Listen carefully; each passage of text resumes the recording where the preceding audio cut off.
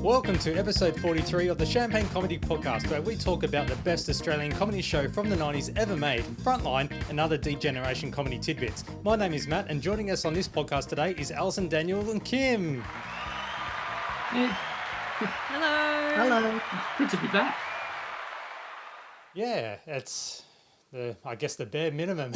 We need to get this podcast going, right? Yeah, you can't do it by Are we yourself, caught? I'm afraid, Matt. Prue and Tony are off doing their own thing.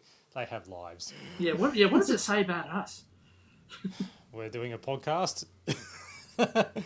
And you, the listener, downloaded and listen. Anyway, enough demeaning stuff.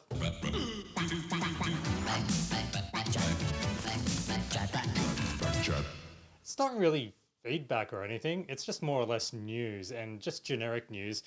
If you're not following Working Dog Productions on their YouTube channel, you should be by now, because they're being very active lately, sharing clips, high quality clips from their back catalogue. So you've had Late Show. They've been popping up a lot of Late Show stuff lately. Some Funky Squad, All Aussie Adventures, The Castle. You never know what will appear. Yeah, they've been quite topical, haven't they? So when the Red Hot Chili Peppers were here, they had a clip from The Late Show. Yeah, they've also just done their first compilation from The Late Show of quite a few Rob Sitch impressions. Yeah, also every Sunday they're putting up a bit of classic Have You Been Paying Attention from the very first season back in 2013. And gee, isn't it amazing to see how much it's changed from then till now? It's quite amusing to see how much is actually trimmed, because I've got every episode of Have You Been Paying Attention that I recorded, and you could kind of see how much has been trimmed, which is quite amusing. They did say initially it was going to be full episodes, but as far as I can tell, it's sort of like best ofs, because I'm pretty sure even with the ads cut out, the episodes didn't run to 12 or 15 minutes. Were there any kind of overly cautious vetting that went on? It's quite possible, but it's really a really good thing to see that all of these clips are coming out officially. That there's somebody there going through the archives and hopefully getting the views, hopefully getting ads put up against it. So this can only be a good thing. Keep it up, and yeah, there's definitely an audience out there that are going to be watching. If you want to check out Working Dog's YouTube account, it is Working Dog Productions, and now you no longer have to deal with low quality resolution videos like the Arnold Schwarzenegger one, which has someone put up about 12 years ago. It's got over 5 million views. So start watching it on the official channel. Start watching the official version, which at the moment is only sitting on 1.3 thousand. 1.3K. Cool. Go watch that one. Yeah, they need the views. Oh, Jesus! Yes. Daniel G and his program guide. All right. So we still haven't gotten to a response in the Green Guide letters page to Ross Warnicki's blistering review of the first episode of Frontline. That won't happen until next week's Green Guide. But in the meantime, he has provided a bit of an update about what he thinks in his Rewind column. So this is from Green Guide, Thursday, 19th of May. He writes, "Fans of the D-Generation have been quick to criticise this column's lukewarm reaction to the first episode of Frontline. After all, some callers pointed out, it scored a rating of 24, which is exceptional for the ABC. But criticism of TV or films or anything else is not a matter of picking winners. Ratings measure audience numbers, not program quality. Many of those who admire Frontline satire, for example, would sneer at A Current Affair, one of the shows that Frontline parodies. But ACA has even more viewers. No, ratings measure what people are prepared to watch. As such, they are a perfectly legitimate business tool for executives deciding where to spend their advertising budgets. But the suggestion that a scientifically objective measurement of quantity, the number of viewers, is in any way reflective of quality, a purely subjective matter is wrong. By the way, Frontline improved considerably this week. It still lacked immediacy, but the humour and the plot, checkbook journalism, were more sharply focused. So he's Wow. starting to come around a bit. But you know what? We haven't even given him official Warner Key. It's been a while. So yeah, he is coming around, and how can I say it's, Diplomatically? yeah, yeah, yes, it's. Do you think his arm's being twisted? How we mentioned in a previous episode, where it's more or less adapt or sink. It doesn't sound like it. He makes a good point that, yeah, a critic's role is to try and discern the quality that's out there, and yeah, what rates well isn't necessarily good quality. I found my old university textbook, The Media in Australia, which is from 1993, and it talks a bit about people meters and ratings and audience measurement. And the people meter was introduced in the early 1990s. And obviously, as Warnicky points out, it just doesn't show how much people like a show or what attention it's being watched, because you could be doing something else at the same time. And it can only give an approximation of the number of people watching a particular program. And I think in that time, it's more channels, there was more, people were kind of what they called zipping and zapping and kind of switching stations and that whole fast forward style approach. So you couldn't really tell exactly what people were thinking about it. So I guess he has a point there when he's talking a little bit about the measurement of the success of a program. But 24 is pretty good, because I think in this episode they were going on about how great the 25s were for them in the Frontline show. And speaking of changing channels, let's have a quick look at what's up against tonight's episode of Frontline that we're looking at. In Healthy, Wealthy and Wise at 7:30 on 10, Lynn Talbot looks at some of the toxic substances found in the average household. Jim Brown explores Queensland's Glasshouse Mountains. Tonya Todman transforms a simple terracotta pot into something stylish. Ross Greenwood explains how parents can help teenagers explore the business world. And Ian Hewitson prepares Murray Perch, whoever he is. Over on Channel 9, tonight happens to be the first game of the 1994 Rugby League State of Origin series from the Sydney Football Stadium. And showing how far we've come in terms of who gets to see what, it only seems to be live going into Sydney from 7:30. So, I mean, these days, certainly State of Origin would be live all around the country. Maybe it might be on 9Gem instead of Channel 9, but certainly in Melbourne, it didn't start until 9:30 p.m. So in that delayed 2 hours, Melbourne had instead Murphy Brown at 7:30, Frasier at 8 p.m, and then at 8:30, to paraphrase a classic Aussie movie, there's only one thing better than Red Faces, and that's the best/worst of Red Faces 4. Oh, wow. So, again, another sort of similar thing. Yeah, we seem to be getting a lot of best of specials even now. I think for the next 2 weeks, it's the best of the Russell Gilbert show coming up. In fact, part 2 will be hosted by Mick Malloy. Really? Yeah. Wow. Or presented. So part 1 will be Daryl Summers and part 2 will be Mick Malloy. At least that'll be a bit refreshing for people who are sick of Daryl. Over on Channel 7, another Sydney-Melbourne divide. Talk to the Animals in Melbourne. And in Sydney, they get a repeat of MacGyver. According to the Sydney Morning Herald, MacGyver steals an ancient Chinese artefact to save a woman he once loved. Over on SBS, it's another episode of Maiden Voyages, a British series following women travellers across the globe. In this episode, writer Bettina Selby follows the ancient pilgrim's road to Santiago de Compostela. Oh, I've been there. I went to a wedding that was there. How was it? It was, yeah, that's in Spain. Very nice. A lot of people make some pilgrimage up there. I don't even know who Bettina Selby is. And the ABC had its usual lead-ins of 7 p.m. news, 7:30 report, and then Frontline at 8 o'clock. Four Corners at 8:30, Media Watch at 9:15. And then in the 9:30 time slot vacated by Roy and HG It's Dawn French and Jennifer Saunders in French and Saunders. It's the first episode of season 4, which originally aired in the UK back in February of '93. So it's been a long time coming. 93. And Wow. yeah.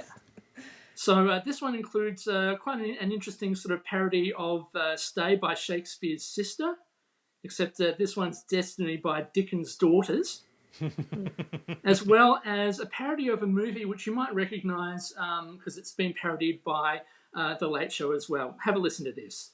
You've written a show all for yourself. I'm not in it at all. Not one icky peck. You dirty, dirty, birdie. So there we have it, French and Saunders' own take on Misery. I love you, Mick. Oh, sorry, that's from another show. All right, let's get into the episode proper. Every time you give a dumb answer, I get a point. First one up to 5. If you win, we go to the supermarket. Okay, if you win. No supermarket. There's a marriage breakup. One parent takes the child in defiance of a court order. There is no need to fear a recession in any sense. This is a recession that Australia had to have. You could actually tell the TV set what you think and have someone take notice. Hello, I'm Kim. This is Season 1, Episode 3, City of Fear, broadcast Monday, May 23, 1994.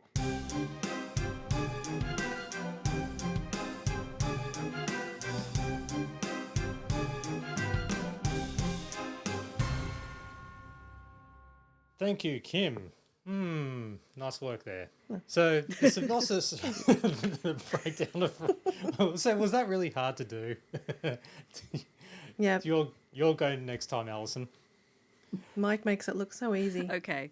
Yeah. So the rundown of Frontline for City of Fear is Frontline is accused of being a sensationalist after it links 2 unrelated murders to a mythical serial killer. Meanwhile, Mike is confused over his fan mail. Yeah, plus we get a cameo from the host of Media Watch, Stuart Littlemore. When did Media Watch start? What year was that? 89. So it had been going on for quite some time, and it's kind of, I think it's interesting seeing Stuart go to town on a fictional target for once, talking about how Frontline have worked themselves into a frenzy over a series of unrelated crimes against Asians and Italians, and calling it xenophobic hysteria. Yep, years before someone was asked to explain what that meant. You know what that made me think of? That made me think of African gangs when they're talking about knife-wielding Asians and, you know, beating up all these stories about ethnic groups. You know, because this kind of stuff doesn't go away. They just change the ethnicity of the people they're attacking. That is true, isn't it? Now, also, I have to admit, with this opening before the just after the titles airing of Media Watch here, I did the most pedantic thing and looked up all of the dates that were shown on the bottom of the screen, saying, you know, what episode of the fictional Frontline it was from, and checked to see whether they were all weekdays. And what So did you that's- come up with? There's one that's a Saturday. Oh. Didn't you spot something when we did the Late Show? It's something about the Olympics dates and broadcasts or something. I vaguely remember. It was judges' scores along the bottom, and it was the fact that they didn't add up to the right amount on screen. Ah, that's right. That's the type of pedantry we like around here. So yeah, there were clips supposedly from the 7th of February, 22nd of February, and the 3rd of March, which was Monday, Tuesday, and Thursday, respectively. But then there was the 19th of February, which happens to be a Saturday. No, you've just done your own Media Watch on Media Watch. Well, see, maybe it's one of those small errors which is meant to trip up pedants like me. Maybe it was a deliberate error. I commend you for your efforts, and that's what this podcast is about. Going to great lengths over nothing. Do you think it was a deliberate error that Stuart Littlemore called it Frontline? Oh, okay. yes. I love the way he pronounces Frontline. And now to our friends at Frontline. Other than the running joke throughout the entire episode of the camera guys and playing pranks, with Mike being the first victim. Seemingly the only victim, I think. Yeah. Oh, there's another victim coming up. Oh, yes. So Brian runs through the show planning with Emma, such as Brooke doing a piece with Gary Sweet. That is, big TV star, big in the 90s, early 90s. But we'll get to that a bit later. But I do have a Conica watch. Hey! Oh, he's been spotted. Yes. He's in the background working away. So that is my Conica watch. Now, someone's going to say that's not the sound of a Conica. That's a It's Toshiba or something. Yeah, Toshiba. And thank you all you pedants out there for listening.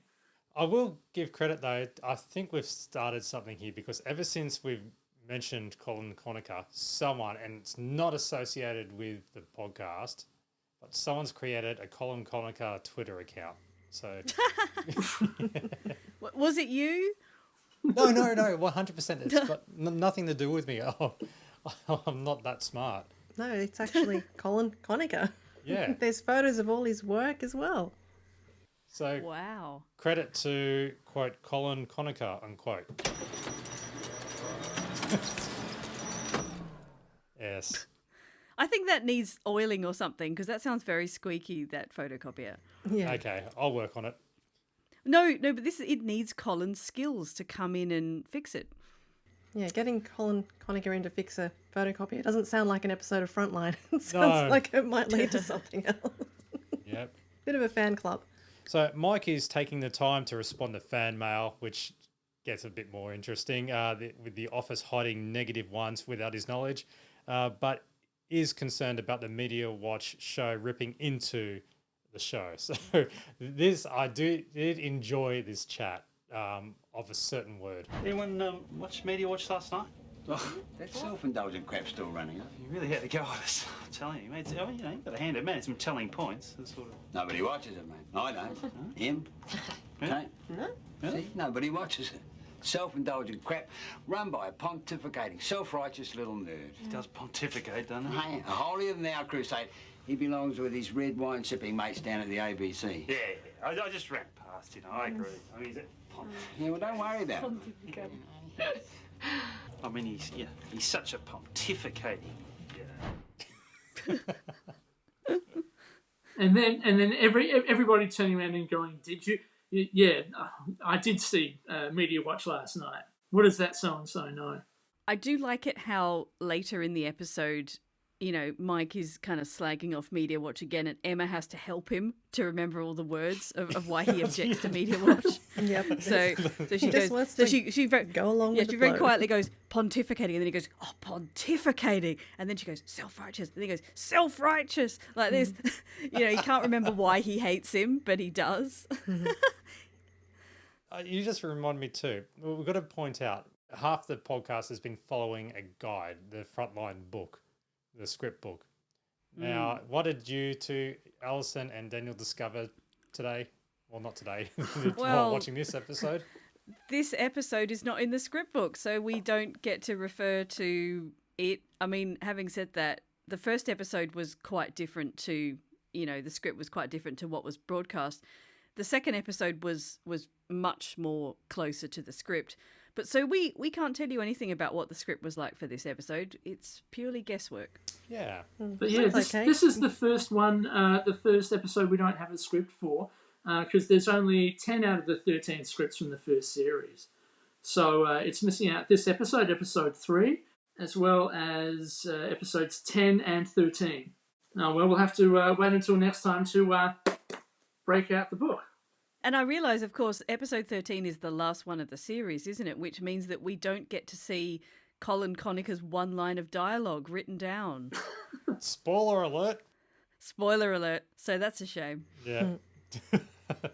So now Brooke has wrapped up interviewing Gary Sweet, the star of ABC series Police Rescue.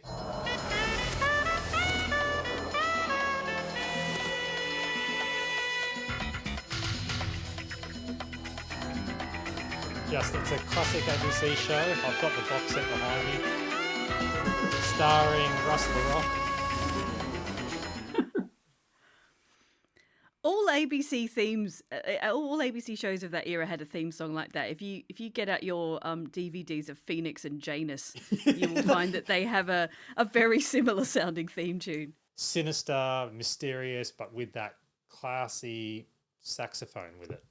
But yeah, Police Rescue, Gary Sweet was very much a heartthrob in the mid-90s. You know, the ladies would get a bit excited about Gary Sweet, and possibly some of the gentlemen as well. He was very, very much a pin-up guy of the passed era. me by. I don't know about you, Alison, but Yeah, well, he wasn't my cup of tea. I was more of a Late Show cast kind of girl, but that's why we're here. So there were certain ladies and gentlemen who did enjoy Mr. Sweet's work. Yeah, didn't he pose nude or something like that for Cleo or Cosmo? Didn't he do like a? Oh, surely there was a lovely piece of gauze over the appropriate body part.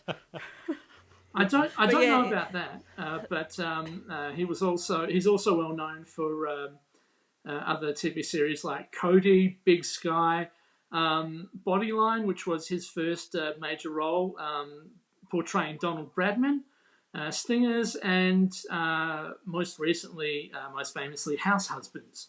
He's also appeared on Media Watch as well. Has he? So in 2004, Gary Sweet became the public face of the Performance Pack Initiative, an information campaign for men with impotence problems.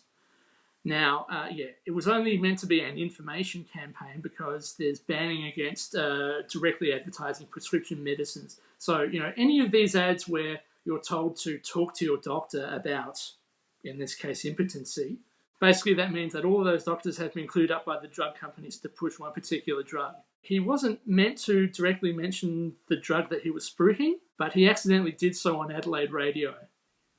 So that's how he came to be on Media Watch. But that pontificating, self-righteous.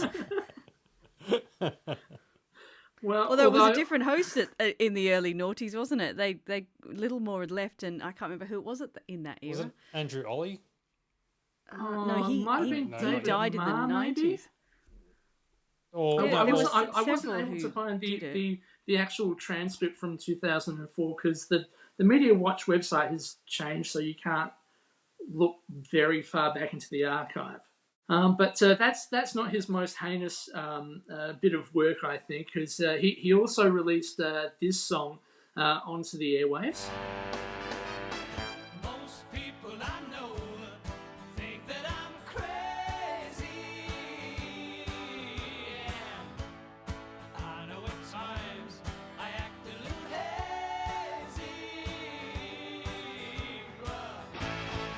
Here comes a really good note here.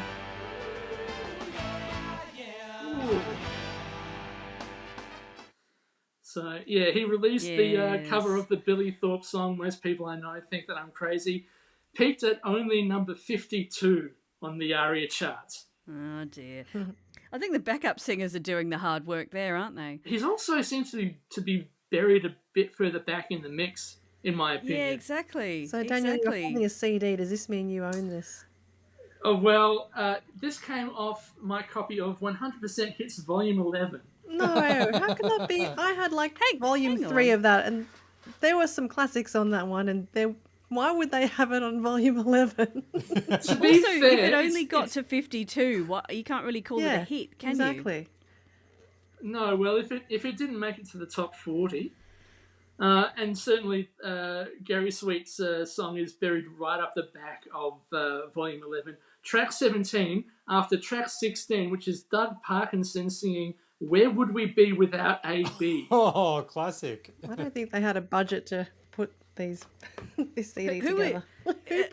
Alan Border, possibly? I mean, Yeah, who's Alan the Border. AB? Yeah, Alan Border. Alan Border, okay. How much did you pay for that, Daniel? I don't know. I think this might... $300. Probably not $300. $3. I don't think this is from an op shop. I'm pretty sure I've had this for a while. I mean, I might have bought this at the time. I can't quite remember. Don't worry, mate. I bought this album, the Dance Offensive, off eBay for $8. And how offensive is it? Well, I bought it purely because of track 13, Bruce Samazan, one of a kind. Oh, Yeah. rare. Yes, very rare. I wouldn't And- pay more than $8 for it myself.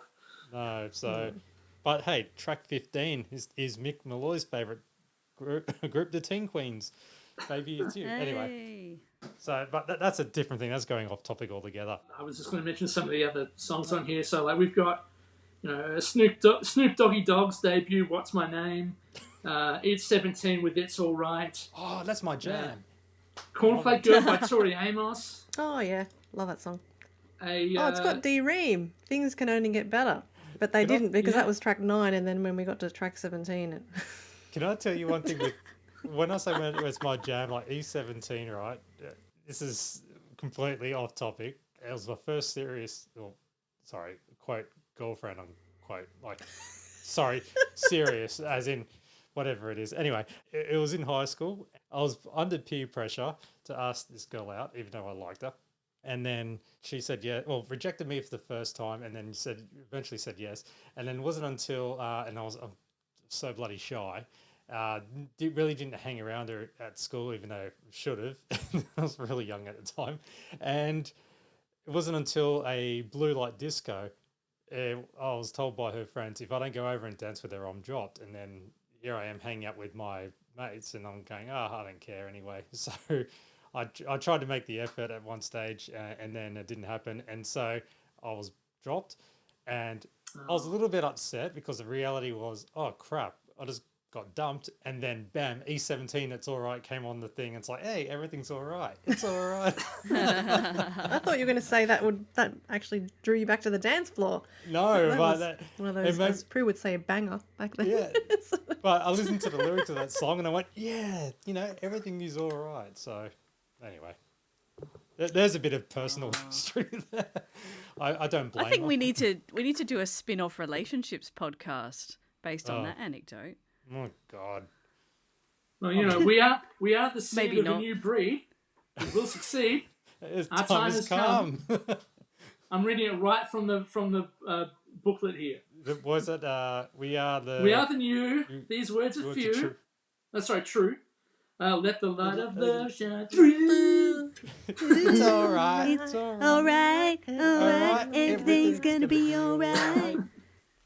All right. Just before we get off, hang on, 100% Daniel. hits, Daniel. Yeah. Has it got Dupe by Dupe on it? I've got that CD single. I think that's slightly before That's volume 11. I think that's 96. No. From memory? Oh. No, it's 94. 94. And I know this because we are currently watching repeats of Top of the Pops from 1994. And Dupe is on it. Dupe was number 1 for several weeks in Britain, anyway. That was my first CD Dupe was the single. thing. That's the first CD single I ever bought. Like I bought. Dupe? Wow. Dupe. Like I bought albums. How very rock whiz of you.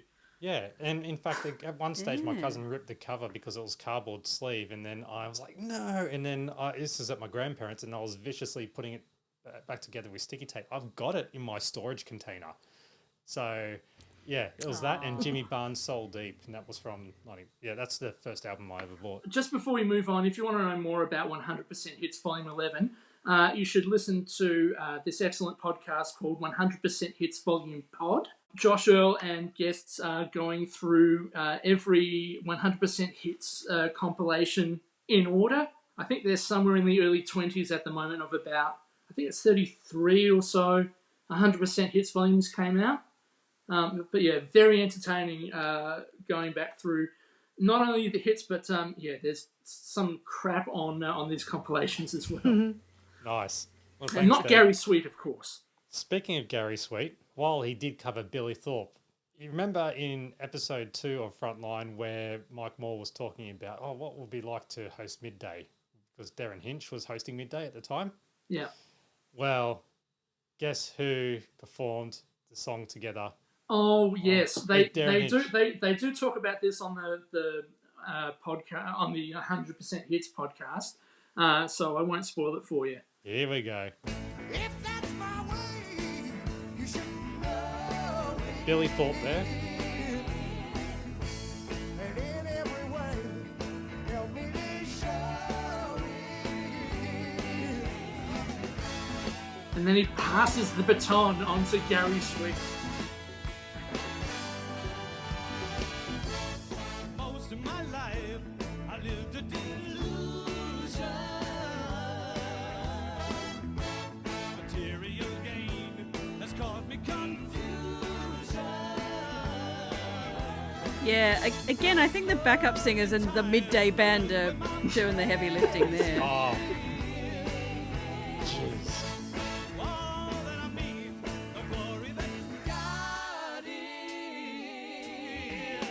Oh, and that was when I Darren think Hinch was I think between the two grabs, we've just about played all of the song.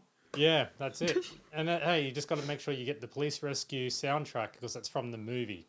So the camera guys are doing pranks again, and the second victim is Jeff and his time-lapse camera. Take a look at it again, frame by frame.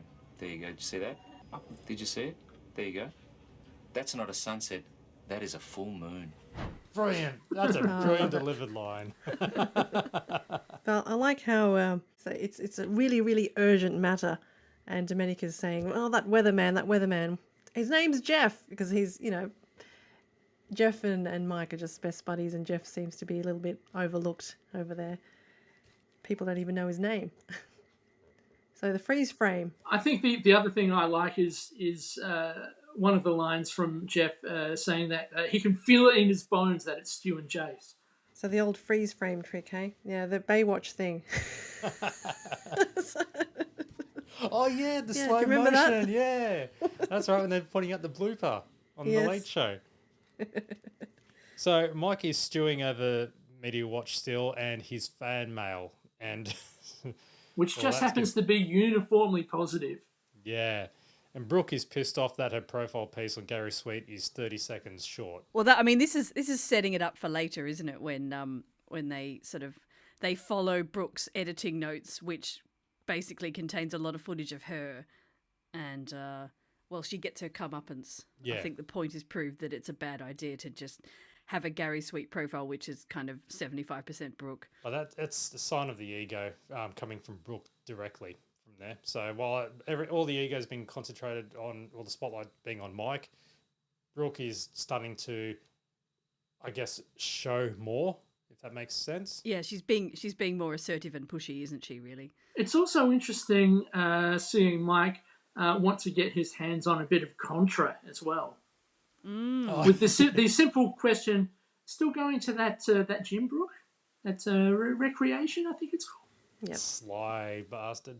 And we have their musical Friday talent, which I guess echoes the whole Clark and Dorr with Elliot Rhodes. Yeah, it's not a great sort of version of the Friday Night Funny Man Elliot Rhodes, but I think it allows them to sort of take the piss out of the worst topical comedians, I suppose. So Elliot's song, he does the Johannesburg tango, the tango of course being a famously South African dance, and essentially he just sort of, I don't know, he just references a few South African identities and a few one or two things that the average punter might know about South Africa, and sets it to a tango, and that's kind of it. There's no real satirical point in his song. It's just, I mean, God knows how you would actually describe it, apart from total crap. And of course, the floor manager has to gesture to Mike, make sure you're smiling. Yeah. She does a lot of pointing around the mouth. Yeah, I always enjoy it when Mike has to back announce Elliot, because he does the best fake laugh, doesn't he? Elliot Rhodes there, So that's and funny. then has to pivot into some of the most clickbait. Well, I suppose clickbaity in today's terms in promoting the show on Monday. Doctors of Death. Just how safe is your doctor's surgery? Doctors of Death, the chilling expose no one can afford to miss. I don't think Doctors of Death is quite as good as the Pants Down Dentist, which was referenced earlier. They're just in a previous scene they're talking about all the things they're going to have on the show, and they mention Pants Down Dentist, and they just kind of leave it there, and you kind of think, well, we don't really need to know anymore. We've sort of got in our heads what a Pants Down Dentist is. Yeah, and they're funny going to pay $2,000, but also going halves with New Idea. But if it's too tacky for them, go for Women's Day. Yes. which today it's actually owned by the same company. Yeah. Yeah. Mike probes the camera guys about Jeff's full moon, and God, didn't he get some resistance as well? So they stuck to their guns. And then while working back late, the cleaner unintentionally hands Mike his hate mail. Oh, Jesus! So- See, that grabs universal.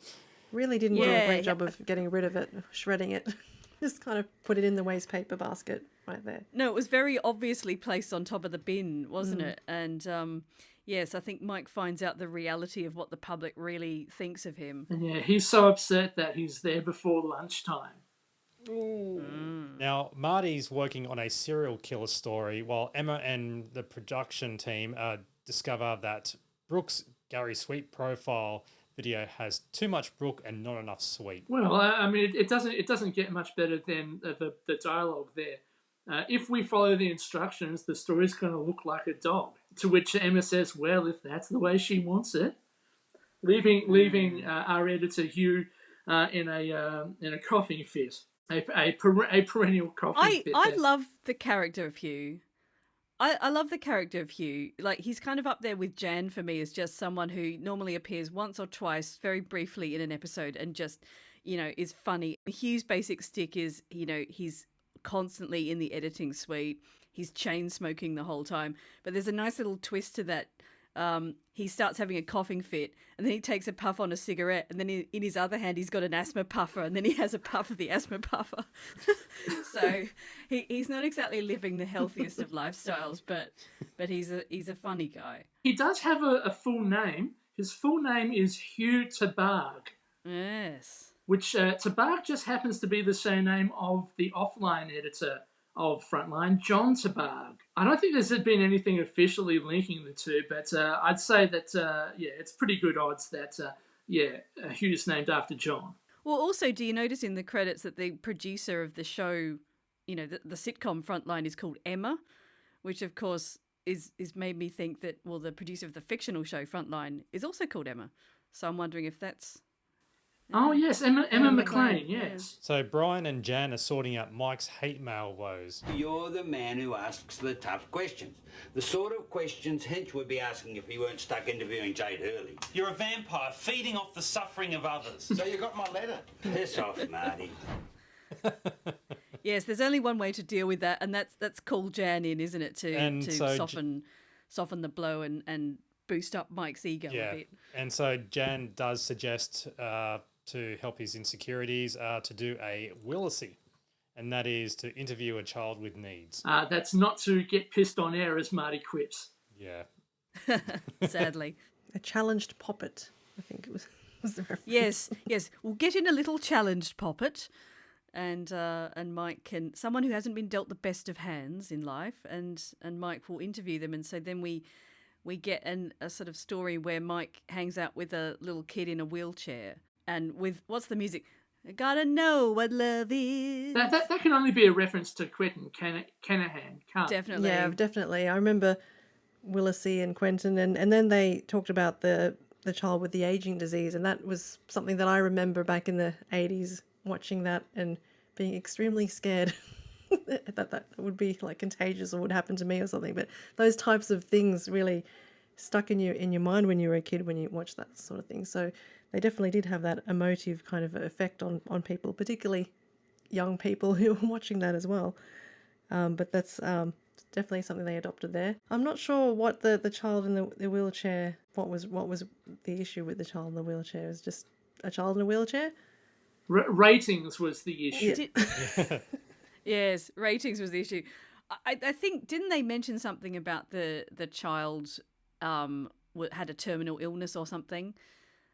I mean, it doesn't matter. It's so cynical, isn't it? The whole point of it is, and so many current affairs shows have done this. They'll get on a child with some kind of disability or terminal illness or whatever, and do a kind of folksy interview with them, to make the host look like they've got feelings. Yeah, and they said it was actually a letter that arrived, but I highly doubt that. It was just someone that they found through other means. So Brian tries to join the serial killer story with a special needs child. Something for everybody. Exactly. But Mike presents Marty's story. Investigative. Don't stick it to it.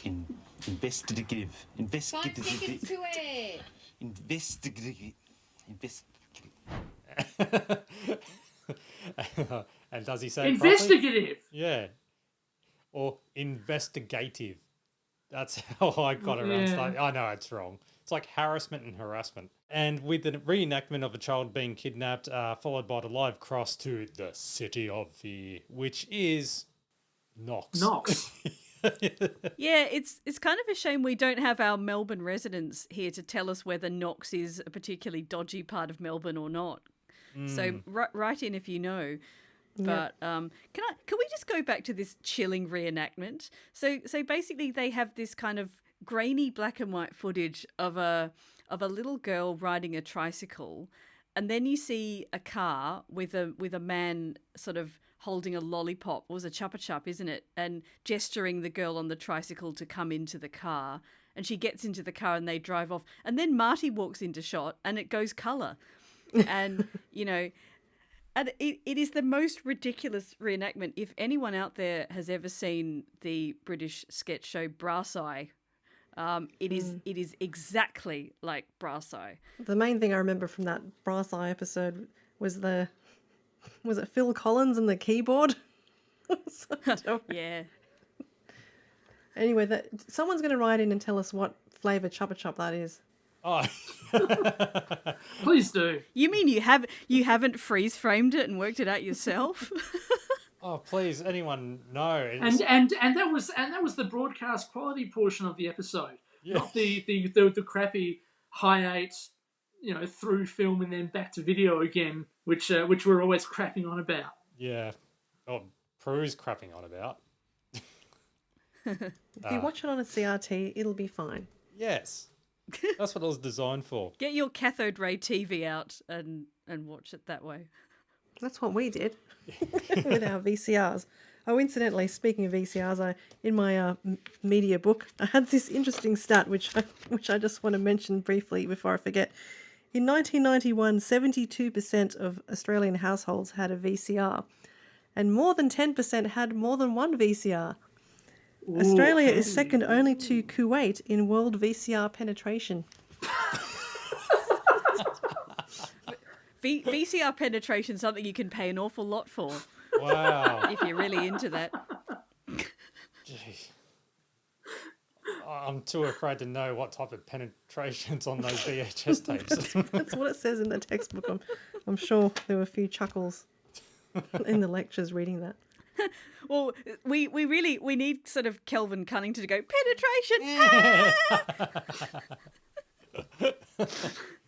Oh, so... Anyway, it's a very serious statistic and suggests that lots of Australians were copying tapes or possibly had multiple televisions with VCRs hooked up to them. Yeah, well, if you wanted to... Definitely not copying tapes. That would be illegal, of course. Yeah, because you couldn't do two... You had to have two VCRs to do two channels at the same time. Yeah. Oh, that as well, yes. Unless you had one of those videos that could do two channels at once. Oh, yeah. I know that you could watch live on one channel and then tape on the other. Maybe Twitter user Flemish Dog could answer that. So just putting it out there, he's a massive VHS Betamax aficionado. Also, while we're talking VCRs, the G code is just around the corner. Ooh. Like a couple of months away from appearing in the Green Guide. Of course, I mean, the G code, if it wasn't built into the VCR, it was this little palm-sized device that you would sit on top of the VCR that sort of acted a bit like a remote control. Yeah. And would essentially turn on the VCR, put it to the proper channel, as long as your channels were the same numbers as what's in the guide. So 2, 7, 9, 10, 28. Yeah, switch it to the channel, record, and then, after the time, press stop and turn the VCR off. Of course, all of this supposes that the stations are running to time, which they certainly don't do nowadays. I don't know what it was like in 94. Well, didn't some G-code VCRs, I remember there was like as a remote control, and you kind of scanned like a barcode that was printed in the TV Week or something. Yeah, that on was the the remote Panasonic control. ones. It That was earlier, I think, because I remember talking about those. Oh, okay. Yeah, this one's was Yeah, we specific never had code. G-code. You know, I had to stand there with the remote control, and the advantage of that, I suppose, was that if the channel was running early or late, then, you know, that was fine because I was doing it manually quite often. You remember a couple of years later, I think it was in the late 90s, mid to late 90s, where they had the dot, and that was for a Channel 7 thing.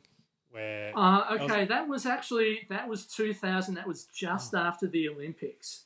Okay. And yeah, it was a competition where you had to get these sort of cardboard circles, which you then had to align on your CRT TV. Not that anybody had flat screens back in 2000, but yeah, you basically had to align the dot, stick it to the screen, and then not change the channel for a whole hour while the Channel 7 show plays.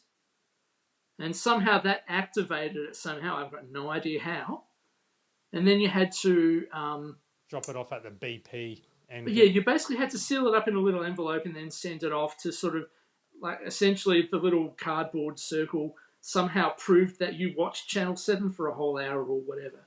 I just could not work out that technology, and I think that it's kind of like, you know, when you buy a scratchy, you just buy it and don't bother scratching. You just scan the barcode to see if you won. So it's just like it cuts out the middle, man. It's like, I don't have time for that. Did I win or not? I think there was some sort of a Chip or whatever. photosensitive film in it or something like that. But yeah, the main thrust of it was that you couldn't even change the channel during the ads. Yeah, adopt a The dot. changer is danger. Speaking of danger, let's go back to Marty, who's out in Knox. Hey, Marty. City of Fear. City of Fear. And they catch the camera crew and the team off guard, really. I'm not Mike. Two. Martin, what's the feeling tonight in Knox? Well, Mike, it's tense. Driving their children to and from school. There's a sense of panic. So that's where slowly moving the lapel mic up on his shirt. It's more of a visual gag, but it's quite funny how the camera keeps panning in and in as the hand moves slowly up Marty's shirt to try and get the lapel mic on his lapel, which they never quite succeed in doing, sadly. And I think this cross to Marty in Knox, it's very indicative of something which is kind of weird and still happens in TV news to this day. And it's the somewhat pointless live cross. Like, there was no need for Marty to be there. It's not really for information. It's just more for show. It's more for some sort of so-called veneer of immediacy. Just to show that they're out there and about. It increases the tension, doesn't it? You know, just makes it a bit more exciting. Just in case something does happen at that time. And then bam, it's like, oh, they're already... Which it never does. No. No, it only happened in the newsreader. It happened in the series where they went out and about, and then there was a big explosion. But it would probably never happen in Frontline. And I noticed that Mike takes a great pleasure in taunting. Yeah. Oh yeah, Martin Marty late later. night when he realizes the lapel thing, he can actually. Oh, I can get him back now. I can make fun of him. Sadly, Marty's a bit too quick, isn't he, when Mike does that? And he says, "Oh, Mike, I've got your latest mail." Yeah. And hands him a whole bunch of letters. So you know how you were talking earlier about the kid with special needs that Mike was doing his special friend The little report on? challenged poppet. Yes. So he teases his feel-good special, right? Now, when he's pushing the wheelchair along on the pier, is that the same pier that's got the kiosk at the end of the pier? St Kilda? St Kilda? Yeah. Oh, mention in the Melbourne. I don't know Police Melbourne well enough. It probably is. Thank you, yes. Yeah. God, if only we had our Melbourne aficionados, our Melbourne team. It does kind of look like it. I would... I think it probably is. Anyone know, let us know. So reach out, champagnelateshow@gmail.com or Twitter @TLS Champagne. I like the bit also in that sequence where, they've got "I want to know what love is" playing in the background and everything. And there's a bit where Mike's trying to show the kid something and he's pointing in one direction and then the kid is pointing in the other direction and just completely ignoring Mike. The subtleties. The subtleties of just even the kids white-anting Mike, What would be another good song instead of "I Want to Know What Love Is" for that? Something cheesy. It'd be like, some people. There's a hero. Yeah. It's all those kind of ballady sort of songs, isn't it?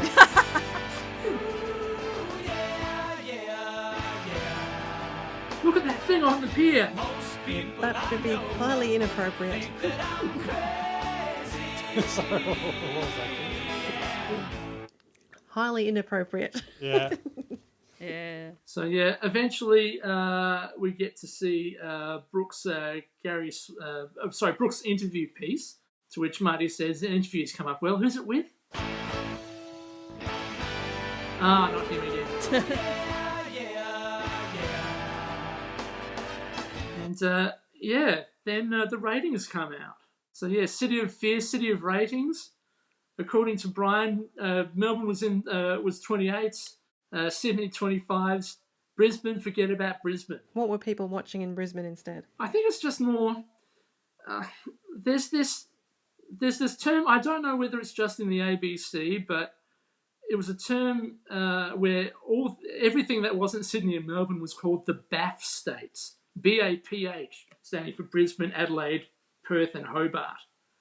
Basically meaning that you can rate well in Brisbane, but to use another Late Showism, who gives a shit? Melbourne and Sydney seem to be all that we care about. Yeah. Well, also, if you're in Brisbane, why would you care about a story about Knox City of Fear, which is in Melbourne? Well, you think, well, this doesn't apply to me. And I think, as someone who grew up in Adelaide, and most of the media was coming from Sydney and Melbourne, it did very much feel as if, Adelaide and stuff that was going on in Adelaide, no one really gave a crap about, because they didn't, because most stories were about Melbourne and Sydney. Good point. Yeah, I've got the ratings figures for 1990 viewers in major cities around Australia, and the top 10, it's pretty much all the same, but they're all in different orders. So Sydney had Funniest Home Videos as number 1, but Melbourne had 60 Minutes. And Sydney also had, after Funniest Home Videos, was 9 News, 60 Minutes, A Current Affair, Hey Dad, Country Practice, Sale of the Century, Full House, Cosby Show, and Burke's Backyard, and about half of those are really products of their time, aren't they? But yeah, wow. But Melbourne had Magical World of Disney. It's a few cancellations. Yes.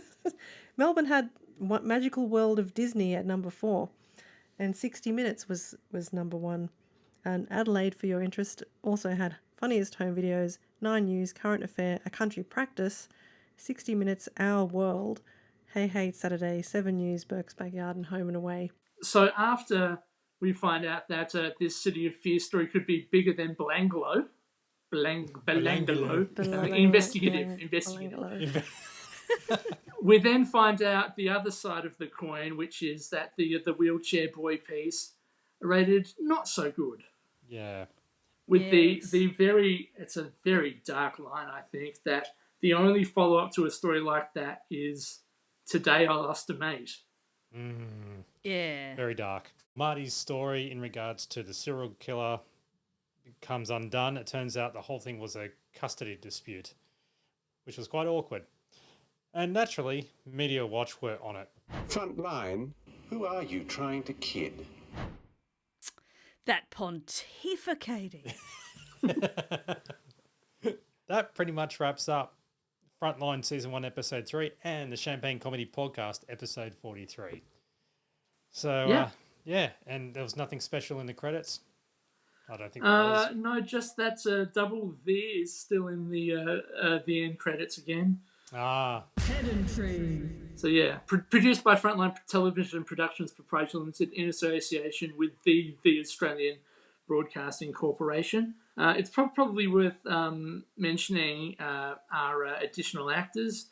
So we had Janet Johnstone, Tess McCormack, Mark Sergi, and Neville Stonehouse, as well as Eng Aun Kaur as Kaur the Cleaner, And our special guests were Stuart Littlemore as himself and someone called Gary Sweet. Him.